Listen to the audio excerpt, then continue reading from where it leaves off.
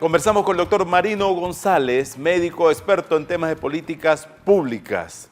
Y en políticas públicas hay mucho que hacer. Es como estos pacientes que necesitan un tratamiento de largo plazo. Así es. Antes de pasar a ese punto, me gustaría ilustrar la situación actual de los pacientes en Venezuela, sobre todo los que son víctimas del cáncer, de VIH y de otras condiciones y tratamientos.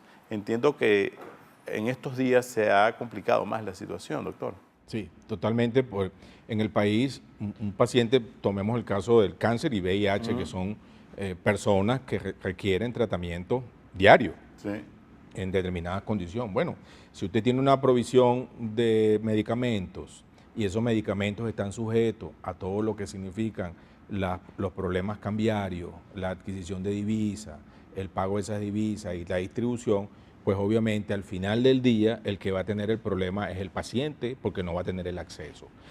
Eso en algunos especialistas, por ejemplo, en quimioterápicos, drogas para quimioterapia, que deberían estar 20 disponibles, en muchos casos se encuentran solamente 3 o 4. ¿Y qué implica eso desde el punto de vista de la calidad del tratamiento? Para los médicos que están atendiendo a esas personas, bueno, tienen que decidir no con la mejor combinación posible o la deseable, sino tienen que decidir con lo que hay.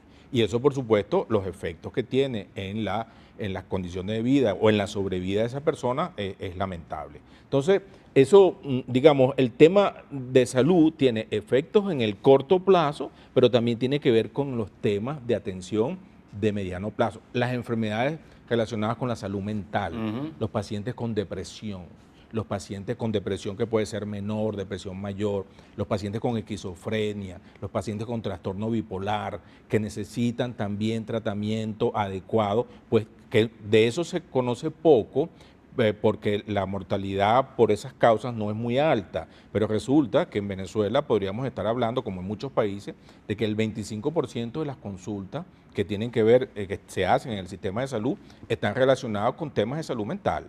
Si a eso le agregamos la drogadicción y el alcoholismo, si uno suma esas 6 cosas, uno tiene el 25% de todas las consultas que se dan en un sistema de salud, y Venezuela no debe escarpar a eso. Y las condiciones de estrés y de violencia callejera, los asesinatos, imagino. Las crisis de pánico, todo eso está relacionado con eso. Entonces, si lo agravan, ¿no? Por supuesto, claro que sí. Claro que sí. Ahora, tú preguntabas cómo hacer.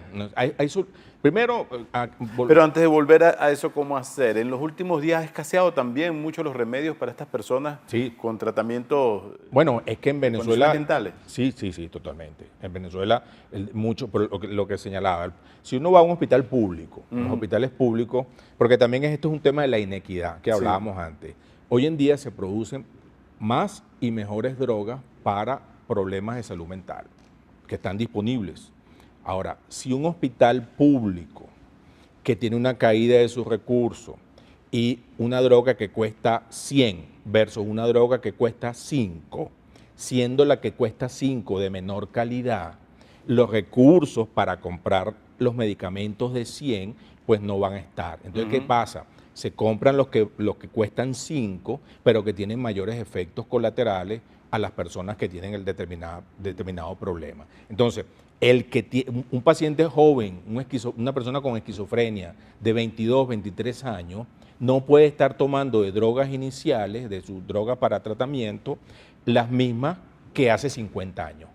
No puede ser, eso es inaceptable. Tendría que tomar aquellos medicamentos que hoy en día se sabe que son los mejores y que están en el mercado con esa mayor calidad. Bueno, eso es lo que está pasando. ¿Y quiénes están siendo afectados? Los pacientes que van al sector público, en los hospitales con dificultades para la compra de estos medicamentos, terminan siendo, por supuesto, perjudicados. Uno imagina que en este sector tan crucial, no es fácil resolver el tema con que, por ejemplo, llegase un cargamento de medicinas a puerto y se distribuyen. Parece que los problemas son más profundos de esta falta de medicina. ¿Ustedes prevén que se deterioren indicadores en los próximos meses y años? Bueno, debe estar pasando de mortalidad, de dolencias y todo esto. No, responsablemente uno puede decir que se está empeorando este indicador. No, vamos a analizarlo con hipertensión. Hipertensión, si sabemos que en el país mueren al año 25.000 personas por infarto, es más o menos lo que sabemos por los registros de mortalidad, y que de eso hay un componente importante que son personas hipertensas que no lo sabían, o que habían sido maltratadas, desde el punto de vista no tenían un tratamiento regular. Bueno, si una condición como esta, en la cual hay escasez de tratamiento para esos hipertensos, ¿qué es lo más probable que pase con el número de pacientes hipertensos que puedan morir por infarto? Obviamente va a aumentar. Es decir, nosotros, ¿por qué? Porque la persona hipertensa, para no morir de un infarto, requiere un tratamiento diario y una serie de medidas de seguimiento para que la tensión esté controlada. Si eso no es así, el riesgo de esa persona de morir y el impacto que tiene para su familia es mucho mayor. Entonces, obviamente, esa es la razón por la cual en Venezuela, no es de ahora, desde los últimos años está aumentando la mortalidad en algunos grupos por hipertensión y por diabetes. ¿Hay daños irreversibles en toda esta situación para el cuadro de salud de Venezuela? Bueno, entonces, si uno pudiera resolver, pues, claro, aquí la pregunta es con qué rapidez eso se resuelve, pero obviamente si uno pudiera generar un mecanismo en el cual el abastecimiento de medicamentos fuera el adecuado, por supuesto esto cambia, pero para eso se necesita una gerencia que entienda cuál es el problema. Si no está entendido el problema, eso nunca se va a encontrar. Vamos a ese punto para cerrar los minutos que nos quedan. Venezuela ha tenido un promedio de un ministro de salud por cada 6 meses, algo así, en los últimos años. ¿Qué recomendaciones le daría usted a un ministro de salud ahora? Bueno, en primer lugar, la primera recomendación, porque un ministro uno tiene entendido que es alguien que sabe solo de salud. Eso, ahí es una primera distorsión que hay que eliminar. Un ministro es responsable de políticas en un gabinete y con un determinado gobierno. Un ministro en cualquier área, en este momento, la primera responsabilidad que tiene es alertar, en este caso al presidente de la República, de lo grave que es la situación. Un país que está absolutamente dividido, polarizado, una economía que no crece, una alta tasa de inflación y todos los efectos en la producción, como hemos hablado. Bueno, esa es una primera responsabilidad, que es una responsabilidad general. En segundo lugar, en el caso específico de salud, bueno, medidas muy concretas, hable con las academias, hable con las universidades, busque los expertos que tiene el país, dentro y fuera del país, consúltelos, pregúnteles qué hacer en estas circunstancias. Segundo, en esa misma línea, hable con el sector privado, siéntese con las clínicas, con los hospitales, converse cuáles son los modos en los cuales puede llegar una cooperación. El sector privado venezolano tradicionalmente, históricamente, tiene muchas capacidades, recursos humanos y tecnológicos de primera, no solamente en Venezuela, en toda América Latina. Hable con ellos, haga un mecanismo de cooperación. La tercera cosa que tiene que hacer, hable con los directores de salud de todos los estados del país, convóquelos aquí a Caracas o en cualquier ciudad del país, siéntese con ellos un día y pregunte qué se puede hacer, cosas que tuvimos avances muy importantes en los 90 en Venezuela, qué se puede hacer de manera descentralizada para la malaria, para la hipertensión, para las enfermedades mentales en todos los estados del país. Salga de esa reunión con un plan de acción día por día en los próximos meses y después vaya a la Asamblea Nacional, preséntele a los diputados de toda la Asamblea cuáles son sus propuestas, no solamente para el corto plazo, sino para el mediano plazo. Y entre las propuestas del corto plazo, bueno, reanude la publicación del boletín epidemiológico suspendido desde el 1 de noviembre. Háganlo en una sesión con los medios, que no tiene por qué ser una cadena, y explique a los venezolanos cómo cerró la malaria en el año 2014 y cómo cerró el dengue, por decir nada más esas dos. Explique y diga qué va a hacer. Y además de eso, priorice qué va a hacer con la hipertensión, qué va a hacer con el cáncer, qué va a hacer con las enfermedades mentales, qué va a hacer con los problemas, con la diabetes en los próximos 6 meses, que se puede hacer mucho si usted logra convocar a todos esos recursos. Y después que haga todo eso, que no le debe llevar más de 2 semanas.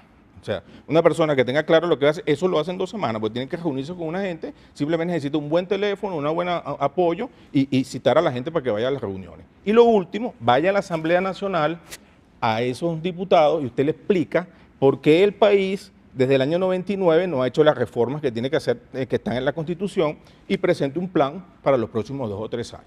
Eso es lo que yo le sugeriría. ¿No sería para ellos admitir el fracaso de este modelo? Bueno, obviamente ellos lo deben admitir en privado. Lo que tienen que hacer es el salto de admitirlo en público, porque en privado tienen que saber que un país como va es obviamente, bueno, el 80% del país ya sabe que el país no va por donde tiene que ir. O sea, y eso incluye a los que están con el gobierno y a los que no están con el gobierno. Es decir, aquí lo que tenemos que hacer es sincerarnos, ¿no?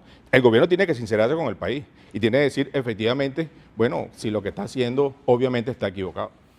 Que las evidencias indican que así es. Así es, totalmente. Bueno, doctor Marino. No, Omar, un placer, un gusto. Muchas gracias por esta conversación, que es de esos temas duros, pero que hay que tratar, pues, como le dicen ustedes a los pacientes, cuando le describen su cuadro clínico y le proponen soluciones. Totalmente. Muchas gracias por acompañarnos en esta oportunidad. A ti por la invitación. Ha sido el doctor Marino González, experto en temas de políticas públicas, especialmente en el tema de la salud y en temas económicos también. Son todos estos asuntos cruzados en un país que está necesitando urgentes soluciones para su peor crisis económica, social y de salud de los últimos años. He sido su anfitrión, Omar Lugo, mi Twitter @Omar Lugo, disponible para comentarios. Ha sido un gusto poder acompañarles y esperamos haberles llevado información útil y una descripción más precisa de lo que ocurre realmente en Venezuela. Esto es Análisis Venezolano y hasta una próxima oportunidad. Gracias.